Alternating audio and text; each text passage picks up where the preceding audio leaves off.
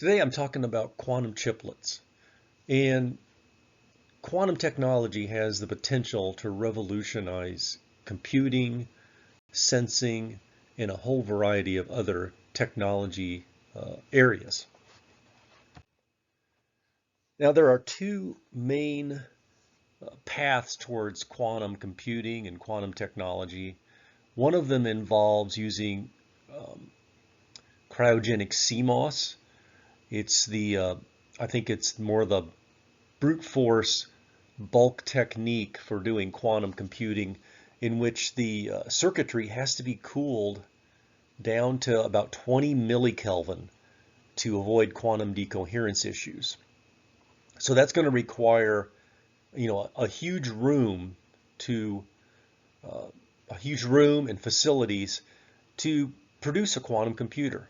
So it's not exactly mobile and applicable to the way we're used to doing things as far as having our computers on smartphones, on watches, etc.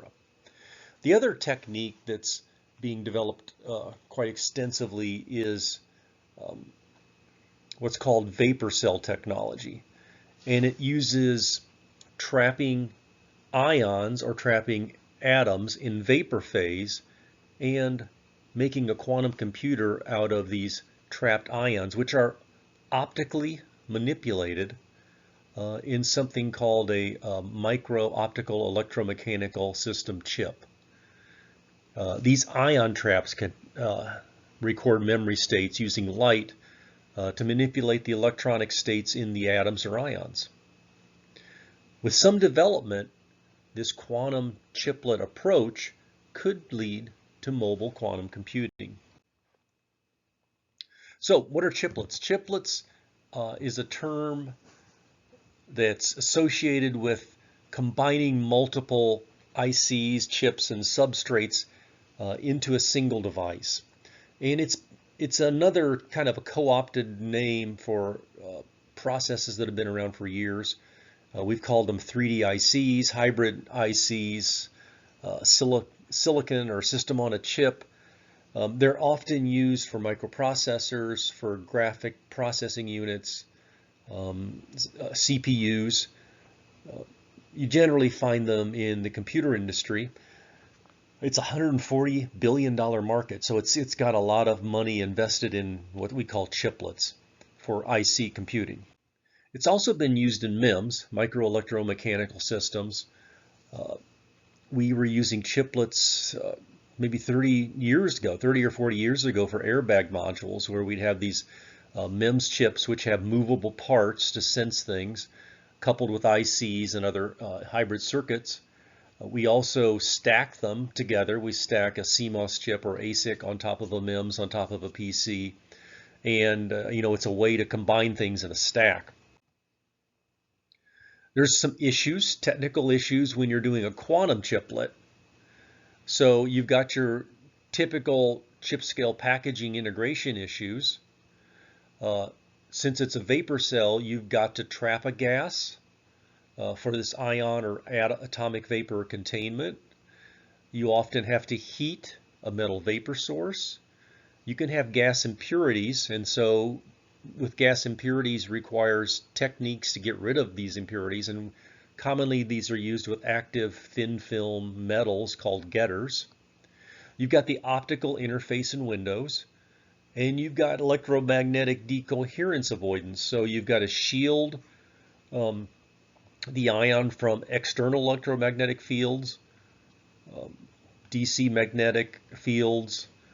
You have to make sure that the materials you're using don't introduce strange magnetic fields or induced magnetic fields that could lead to decoherence issues. So there's a lot of design, a lot of packaging challenges. The atomic clock has been used for precision timing. In the early 2000s, DARPA funded some development programs to use MEMS to create very small, tiny atomic clocks. And this is a NIST stack of chips. I'd like to call this the first quantum chiplet, because you have a laser, you have a MEMS vapor cell, you have photodetectors, ICs all stacked together. So a really interesting approach, and this is being co-opted for other quantum devices. Kind of a cross-section, a basic cross-section of a vapor cell shows an example of anotically bonding glass wafers onto silicon, onto another glass wafer. You can incorporate these thin film getters to suck out gas impurities like oxygen, nitrogen, carbon dioxide, water vapor. Since the glass is used because it's optically transparent, so you'll have a laser beam go through this vapor cell to stimulate the ions or atoms. And then underneath that, you'll have a photodetector.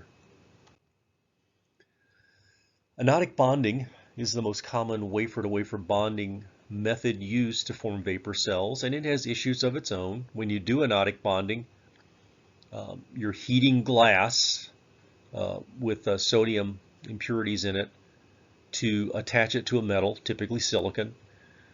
This generates oxygen at the surface of the glass, which is immediately a gas contaminant inside the vapor cell.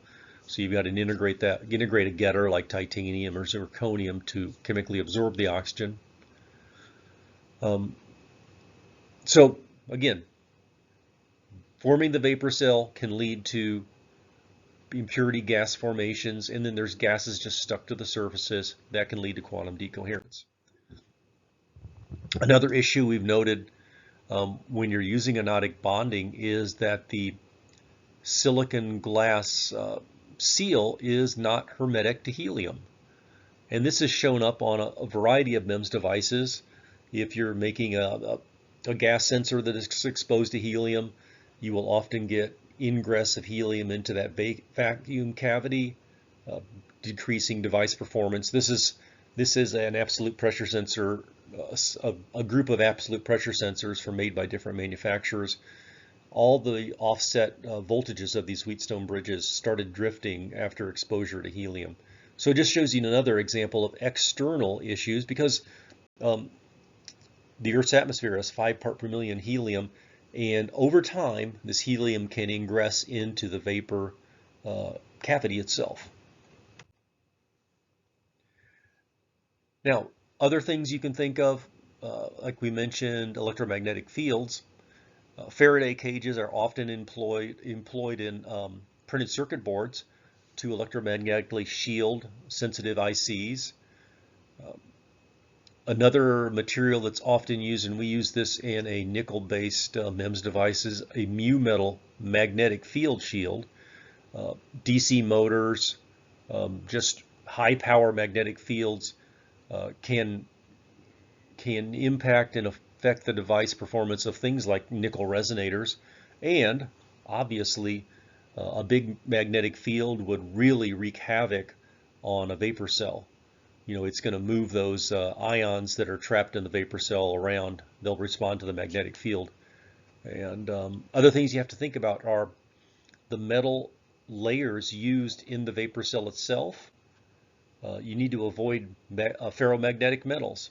You need to avoid Lorentz force issues. So if you're doing a lot of thin film getters are ferromagnetic. Nickel, cobalt, iron are often used in thin film getters. Try to avoid those in building your vapor cell to suck out the gas impurities, because you're getting rid of one problem and you're creating another. And then finally, just kind of show you a concept that I put together this year for an overall quantum chiplet. You've got your multiple chips stacked together. You've got a semiconductor laser on top of the silicon glass vapor cell, which is vacuum bonded. You've got your photodetector under that. You've got a signal processing IC under that. And then your printed circuit board that links everything together can also be made in a manner which thermally and mechanically isolates the quantum chiplet from external forces. That's put into a package which has your Faraday cage. Perhaps it's a mu metal Faraday cage, so you're knocking down both DC external magnetic fields as well as alternating current generated electromagnetic fields. Put that into a little package. You can then solder bump that to your circuit board in your smartwatch or your phone, and that's the concept for quantum chiplets. So if you want to check out more about MEMS technology, about wafer-to-wafer bonding, other issues, check out my YouTube channel and like and subscribe. Thank you.